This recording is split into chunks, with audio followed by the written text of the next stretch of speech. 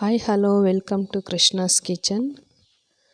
ಹಾಗೆಯೇ ಇವತ್ತಿನ special recipe ಅವರೆಕಾಳು ಪಲಾವ್. ಬರೀ ತರಕಾರಿನೇ ಬಳಸಿ ಪಲಾವ್ ಮಾಡೋದಕ್ಕಿಂತ ಈ ಥರ ಹಸಿ ಕಾಳುಗಳನ್ನ ಹಾಕಿ ಪಲಾವ್ ಮಾಡಿದರೆ ತುಂಬಾ ಚೆನ್ನಾಗಿರುತ್ತೆ.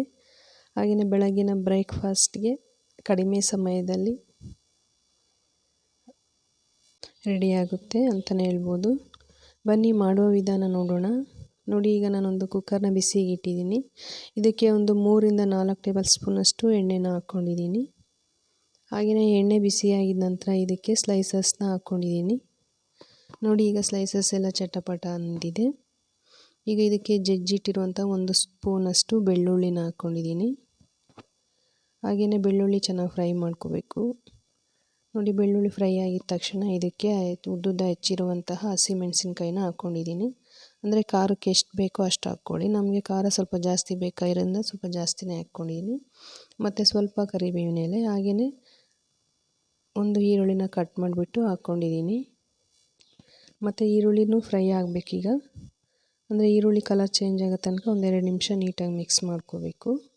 ನೋಡಿ, ಈಗ ಈರುಳ್ಳಿ ಚೆನ್ನಾಗಿ ಫ್ರೈ ಆಗಿದೆ. ಇದಕ್ಕೆ 2 ಟೊಮೊಟೊನ ಚಿಕ್ಕದಾಗಿ ಕಟ್ ಮಾಡಿ ಇಟ್ಕೊಂಡಿದ್ದೆ, ಟೊಮೊಟೊನ ಹಾಕ್ಕೊಂಡಿದ್ದೀನಿ.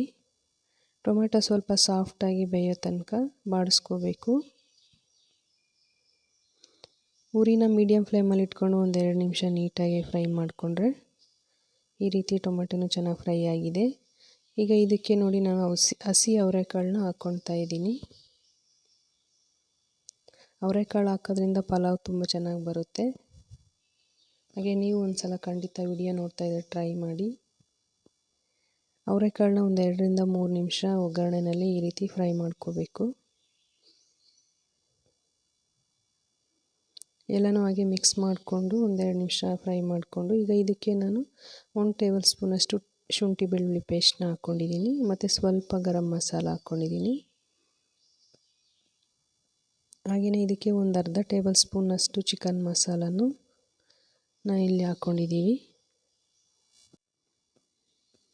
ಮತ್ತು ಸ್ವಲ್ಪ ಕೊತ್ತಂಬರಿ ಸೊಪ್ಪು, ಇದಿಷ್ಟು ಹಾಕ್ಬಿಟ್ಟು ಚೆನ್ನಾಗಿ ಮಿಕ್ಸ್ ಮಾಡ್ಕೋಬೇಕು.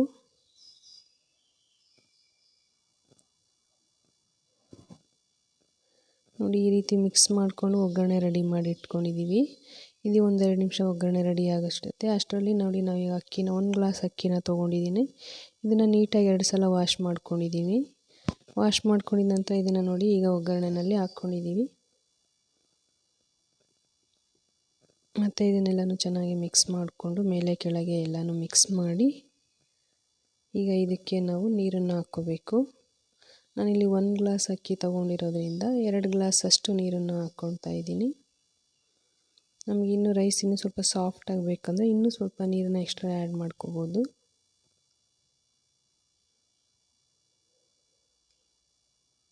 ಈಗ ನಾನಿಲ್ಲಿ ರುಚಿಗೆ ತಕ್ಕಷ್ಟು ಉಪ್ಪನ್ನು ಹಾಕ್ಕೊಳ್ತಾ ಇದ್ದೀನಿ. ನಾನು 1 ಟೇಬಲ್ ಸ್ಪೂನಷ್ಟು ಉಪ್ಪನ್ನು ಹಾಕ್ಕೊಂಡಿದ್ದೀನಿ. ನಿಮ್ಗೆ ಎಷ್ಟು ಬೇಕಾಗುತ್ತೋ ಅಷ್ಟನ್ನು ಹಾಕ್ಕೋಬೋದು. ಹಾಗೆಯೇ ಎಲ್ಲನೂ ಮತ್ತೆ ಒಂದು ರೌಂಡ್ ಎಲ್ಲನೂ ಈ ಥರ ಮಿಕ್ಸ್ ಮಾಡ್ಕೋಬೇಕು. ಮಿಕ್ಸ್ ಮಾಡಿದ ನಂತರ ಇದನ್ನು ನೋಡಿ, ಈಗ ನಾನು ಕುಕ್ಕರ್ ಕ್ಯಾಪ್ನ ಕ್ಲೋಸ್ ಮಾಡ್ತಾ ಇದ್ದೀನಿ. ಕುಕ್ಕರ್ ಕ್ಯಾಪ್ ಕ್ಲೋಸ್ ಆಗಿದ ನಂತರ ನಾನು 2 ವಿಸಲ್ನ ಬರೆಸ್ತೀನಿ. 2 ವಿಸಲ್ ಬರಬೇಕು. ನೋಡಿ, ಇಲ್ಲಿ ಈಗ ವಿಸಲ್ ಬರ್ತಾ ಇದೆ. ವಿಸಲ್ ಬಂದಿದ ತಕ್ಷಣ 2 ವಿಸಲ್ ಆಗಿದ ತಕ್ಷಣ ಇದನ್ನ ಆಫ್ ಮಾಡಿ ಒಂದು 5 ನಿಮಿಷ ತಣ್ಣಗಾಗಕ್ಕೆ ಬಿಟ್ಟಿದ್ದೀನಿ. ನೋಡಿ, ಈಗ ಕುಕ್ಕರ್ ತಣ್ಣಗಾಗಿದ ನಂತರ ಕ್ಯಾಪ್ನ ಓಪನ್ ಮಾಡಿದ್ದೀವಿ. ಬಿಸಿ ಬಿಸಿ ಅವರೆಕಾಳು ಪಲಾವ್ ಈ ರೀತಿಯಾಗಿ ರೆಡಿಯಾಗಿದೆ. ನಿಮಗೂ ಇಷ್ಟ ಆದರೆ ಒಂದು ಸಲ ಈ ರೀತಿ ಟ್ರೈ ಮಾಡಿ. ಹಾಗೆ ಹೇಗೆ ಬಂದಿರುತ್ತೆ ಅಂತ ಕಮೆಂಟ್ ಮಾಡಿ.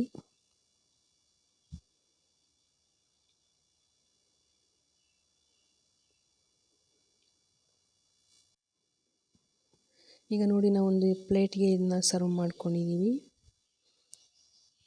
ಹಾಗೆಯೇ ವಿಡಿಯೋ ಇಷ್ಟ ಆದರೆ ಒಂದು ಲೈಕ್ ಮಾಡಿ, ಶೇರ್ ಮಾಡಿ, ಕಮೆಂಟ್ ಮಾಡಿ. ಮತ್ತು ಕೃಷ್ಣಾಸ್ ಕಿಚನ್ಗೆ ಸಬ್ಸ್ಕ್ರೈಬ್ ಮಾಡಿ, ಹಾಗೆಯೇ ಸಪೋರ್ಟ್ ಮಾಡಿ.